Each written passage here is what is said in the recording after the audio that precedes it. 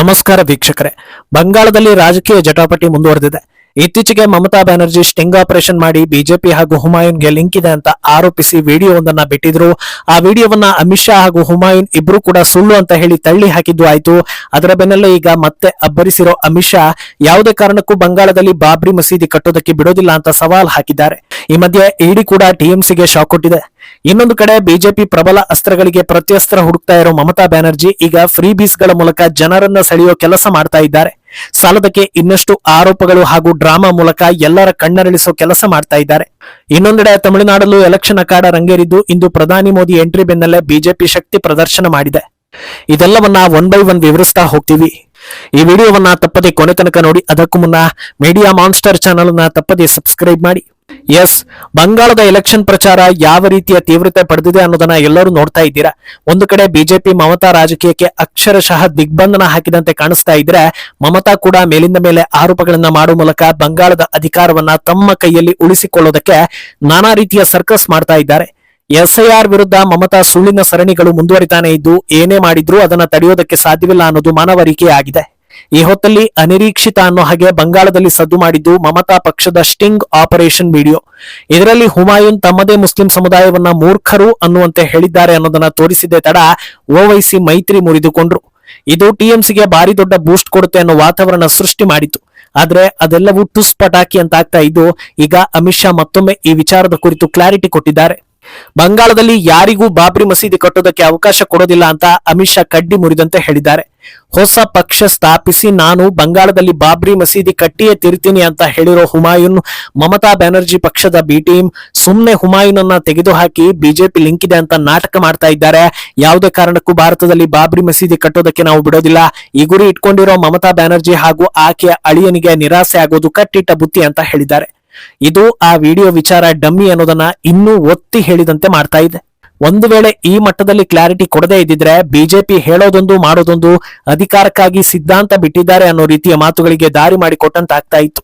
ಆದರೆ ಅದೆಲ್ಲದಕ್ಕೂ ಅಮಿತ್ ಶಾ ಬ್ರೇಕ್ ಹಾಕಿದ್ದಾರೆ. ಇನ್ನೊಂದೆಡೆ ಮಮತಾ ಬ್ಯಾನರ್ಜಿ ತಮ್ಮದೇ ಸ್ಟೈಲ್ನ ರಾಜಕೀಯವನ್ನ ಮುಂದುವರಿಸ್ತಾ ಇದ್ದು, ಕೇಂದ್ರ ಸರ್ಕಾರದ ವಿರುದ್ಧ ಹೊಸ ಆರೋಪಗಳನ್ನ ಮಾಡಿದ್ದಾರೆ. ಕೇಂದ್ರ ಸರ್ಕಾರ ಪರ್ಟಿಕ್ಯುಲರ್ ಆಗಿ ನನ್ನನ್ನ ಮಾತ್ರ ಟಾರ್ಗೆಟ್ ಮಾಡ್ತಾ ಇದೆ, ನನ್ನ ಕಾರನ್ನ ಉದ್ದೇಶಪೂರ್ವಕವಾಗಿ ಚೆಕ್ ಮಾಡಿದ್ದಾರೆ ಅಂತ ಆರೋಪಿಸಿದ್ದಾರೆ. ನಾನು ಕೋಲ್ಕತಾ ಏರ್ಪೋರ್ಟ್ಗೆ ಹೋಗುವಾಗ ಅಧಿಕಾರಿಗಳು ನನ್ನ ಕಾರ್ ಚೆಕ್ ಮಾಡಿದ್ದಾರೆ. ನಿಮಗೆ ತಾಕತ್ತಿದ್ರೆ ಪ್ರತಿನಿತ್ಯವೂ ನನ್ನ ಕಾರನ್ನ ಚೆಕ್ ಮಾಡಿ ಅಂತ ಸವಾಲ್ ಹಾಕಿದ್ದಾರೆ. ಹಾಗೆ ಮುಂದುವರೆದು ಕೇಂದ್ರ ಸರ್ಕಾರ ಅಧಿಕಾರವನ್ನ ದುರುಪಯೋಗ ಪಡಿಸ್ಕೊಳ್ತಾ ಇದೆ, ನನ್ನನ್ನ ಸೋಲಿಸುವ ಉದ್ದೇಶದಿಂದ ಇಡೀ ಸೆಂಟ್ರಲ್ ಗವರ್ಮೆಂಟ್ ನ ಬಂಗಾಳದಲ್ಲಿ ಪ್ರಯೋಗಿಸ್ತಾ ಇದ್ದಾರೆ. ಕೇಂದ್ರ ಸಚಿವರು ಇಲ್ಲಿ ಬಂದು ಹಣ ಹಂಚಿಕೆ ಮಾಡ್ತಾ ಇದ್ದಾರೆ. ನಾನು ಹಾಗೂ ನಮ್ಮ ಪಕ್ಷದ ನಾಯಕರ ಕಾರ್ ಚೆಕಿಂಗ್ ಮಾಡ್ತಾರೆ, ಆದ್ರೆ ಬಿಜೆಪಿ ನಾಯಕರ ಕಾರನ್ನ ಚೆಕ್ ಮಾಡ್ತಾ ಇಲ್ಲ ಅನ್ನುವಂತ ಆರೋಪಗಳನ್ನ ಮಮತಾ ಬ್ಯಾನರ್ಜಿ ಮಾಡ್ತಾ ಹೋಗಿದ್ದಾರೆ. ಇನ್ನು ಕೇವಲ ಈ ಆರೋಪಗಳಿಂದ ಗೆಲ್ಲೋದಕ್ಕೆ ಸಾಧ್ಯವಿಲ್ಲ ಅನ್ನೋದನ್ನ ಅರ್ಥ ಮಾಡ್ಕೊಂಡಿರೋ ಮಮತಾ ಅಂತಿಮವಾಗಿ ಉಚಿತಗಳ ಘೋಷಣೆಗೂ ಮುಂದಾಗಿದ್ದಾರೆ. ಬಂಗಾಳದ ಪ್ರತಿ ಮಹಿಳೆಗೂ ಹಣ ಕೊಡೋ ಆಫರ್ ಮುಂದುವರಿಯುವ ಬಗ್ಗೆ ಭರವಸೆ ನೀಡಿರೋ ಮಮತಾ ಜನರಲ್ ಕ್ಯಾಟಗರಿ ಮಹಿಳೆಯರಿಗೆ ಮಾಸಿಕ 1,500 ಹಾಗೂ SC/ST ಮಹಿಳೆಯರಿಗೆ ಮಾಸಿಕ 1,700 ರೂಪಾಯಿ ಹಣವನ್ನು ನೀಡೋದಾಗಿ ಆಫರ್ ಕೊಟ್ಟಿದ್ದಾರೆ. ಹಾಗೆ ಕುಡಿಯುವ ನೀರಿನ ವ್ಯವಸ್ಥೆ ಪ್ರತಿ ಮನೆಗೂ ಆಗಲಿದೆ. ಮತ್ತೆ ಈ ಹಿಂದೆ ಘೋಷಿಸಲಾಗಿದ್ದ ಲಕ್ಷ್ಮೀ ಬಂದಾರ್ ಹಾಗೂ ಯುವ ಸಾಥಿ ಅಂತ ಯೋಜನೆಗಳು ಮುಂದುವರಿಯಲಿವೆ ಅಂತ ಹೇಳಿದ್ದಾರೆ. ಈ ಹಿಂದಿನ ಎಲೆಕ್ಷನ್ಗೂ ಈ ಎಲೆಕ್ಷನ್ಗೂ ವ್ಯತ್ಯಾಸ ಏನು ಅನ್ನೋದು ಇಲ್ಲೇ ಗೊತ್ತಾಗ್ತಾ ಇದೆ. ಕಳೆದ ಬಾರಿ ಕೇವಲ ಅಲ್ಪಸಂಖ್ಯಾತರಿಗೆ ಮಾತ್ರ ಆಫರ್ ಕೊಟ್ಟಿದ್ದ ಮಮತಾ ಒಬಿಸಿ ಸಮುದಾಯಕ್ಕೆ ಇರೋ ಮೀಸಲಾತಿಯನ್ನ ಮುಸ್ಲಿಮರಿಗೂ ಕೊಡ್ತೀವಿ ಅನ್ನೋ ಮಾತನ್ನ ಹೇಳಿದ್ರು.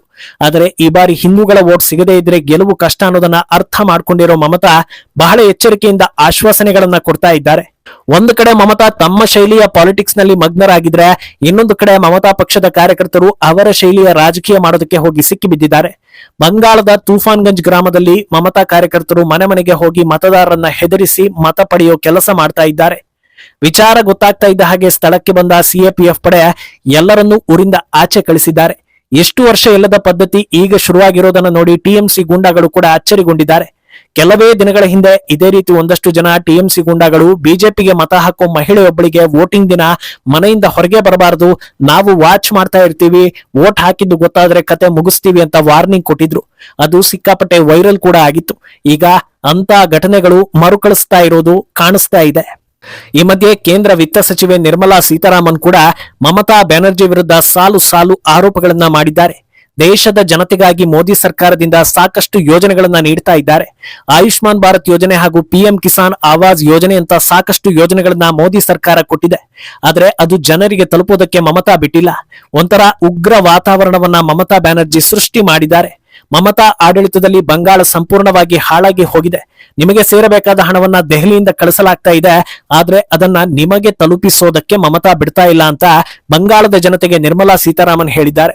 ಅಲ್ಲದೆ ಬಡವರಿಗೆ ಸೇರಬೇಕಾದ ಹಣವನ್ನ ಡೈವರ್ಟ್ ಮಾಡೋ ಕೆಲಸ ಕೂಡ ಮಮತಾ ಸರ್ಕಾರದ ಕಡೆಯಿಂದ ಆಗ್ತಾ ಇದ್ದು, ಅವರಿಗೆ ಬೇಕಾಗಿರುವವರಿಗೆ ಮಾತ್ರ ಈ ಹಣದಿಂದ ಲಾಭ ಆಗ್ತಾ ಇದೆ ಅಂತ ಆರೋಪಿಸಿದ್ದಾರೆ. ಇನ್ನೊಂದೆಡೆ ತಮಿಳುನಾಡಿನಲ್ಲೂ ಎಲೆಕ್ಷನ್ ಅಖಾಡ ರಂಗೇರಿದೆ. ಇವತ್ತು ಕರ್ನಾಟಕದ ಆದಿಚುಂಚನಗಿರಿಗೆ ಭೇಟಿ ನೀಡಿ ಕಾರ್ಯಕ್ರಮದಲ್ಲಿ ಭಾಗಿಯಾಗಿದ್ದ ಪ್ರಧಾನಿ ಮೋದಿ ನಂತರದಲ್ಲಿ ತಮಿಳುನಾಡಿನತ್ತ ಹೆಜ್ಜೆ ಹಾಕಿದ್ರು. ನಾಗರ್ಕೋವಿಲ್ನಲ್ಲಿ ನಡೆದ ಬೃಹತ್ ರೋಡ್ ಶೋನಲ್ಲಿ ಭಾಗಿಯಾಗಿದ್ದ ಮೋದಿ ಅಪಾರ ಪ್ರಮಾಣದ ಜನ ಬೆಂಬಲದ ಮಧ್ಯೆ ಎನ್ಡಿಎಗೆ ಮತ ಯಾಚಿಸಿದ್ರು. ಮೋದಿಯನ್ನು ನೋಡೋದಕ್ಕೆ ಎಂದಿನಂತೆ ದೊಡ್ಡ ಪ್ರಮಾಣದ ಜನ ಜಮಾವಣೆಯಾಗಿದ್ದು ಎದುರಾಳಿಗಳಿಗೆ ನಡುಕ ಹುಟ್ಟಿಸುವಂತಿತ್ತು. ವಿಕಸಿತ ತಮಿಳುನಾಡಿಗಾಗಿ ಎನ್ಡಿಎಗೆ ಬೆಂಬಲ ನೀಡಿ ಅಂತ ಮೋದಿ ಮತಬೇಟೆ ಮಾಡಿದ್ರು. ಹಾಗೆ ಈ ಬಾರಿ ಡಿಎಂಕೆ ಸೋಲು ಹಾಗೂ ಎನ್ಡಿಎ ಗೆಲುವು ಖಚಿತ ಅನ್ನೋ ಆತ್ಮವಿಶ್ವಾಸದ ಮಾತುಗಳನ್ನ ಆಡಿದ್ರು. ಮೋದಿ ಜೊತೆಗೆ ಬಿಜೆಪಿಯ ಪ್ರಮುಖ ನಾಯಕರಾದ ಅಣ್ಣಾಮಲೈ ಹಾಗೂ ನೈನಾರ್ ನಾಗೇಂದ್ರನ್ ಕೂಡ ಇದ್ರೆ, ಎನ್ಡಿಎ ಮಿತ್ರರಾದ ಸಿಎಂ ಕ್ಯಾಂಡಿಡೇಟ್ ಪಳನಿಸ್ವಾಮಿ ಸೇರಿ ಹಲವು ಪ್ರಮುಖ ನಾಯಕರು ಮೋದಿ ಜೊತೆ ಕಾಣಿಸಿಕೊಂಡ್ರು. ಇನ್ನು ಇದೇ ಹೊತ್ತಲ್ಲಿ ಮಾತನಾಡಿದ್ದ ಅಣ್ಣಾಮಲೈ, ಈ ಬಾರಿ ಬಿಜೆಪಿ ಗೆಲುವು ಶತಸಿದ್ಧ, ಜನರು ಡಿಎಂಕೆ ಸರ್ಕಾರವನ್ನ ತೊಲಗಿಸೋದಕ್ಕೆ ಕಾದು ಕುಳಿತಿದ್ದಾರೆ, ಅತ್ಯಂತ ದೊಡ್ಡ ಜನ ಬೆಂಬಲದೊಂದಿಗೆ ಪಳನಿಸ್ವಾಮಿ ಗೆಲ್ಲಲಿದ್ದಾರೆ ಅಂತ ತಿಳಿಸಿದ್ರು. ಇನ್ನು ದೊಡ್ಡ ಪ್ರಮಾಣದ ಆಡಳಿತ ವಿರೋಧಿ ಅಲೆ ನಡುವೆ ಯಾವ ವಿಚಾರ ಇಟ್ಕೊಂಡು ಪ್ರಚಾರ ಮಾಡೋದು ಅಂತ ಒದ್ದಾಡ್ತಾ ಇರೋ ಡಿಎಂಕೆಗೆ ಈಗ ಹೊಸ ಅಸ್ತ್ರವೊಂದು ಸಿಕ್ಕಂತಾಗಿದೆ. ಅದು ಡಿಲಿಮಿಟೇಷನ್. ಇದನ್ನ ಮುಂದಿಟ್ಕೊಂಡು ಎಲ್ಲಾ ವಿಪಕ್ಷ ನಾಯಕರ ಸಭೆಗೂ ಕೂಡ ಸ್ಟಾಲಿನ್ ಮುಂದಾಗಿದ್ದಾರೆ.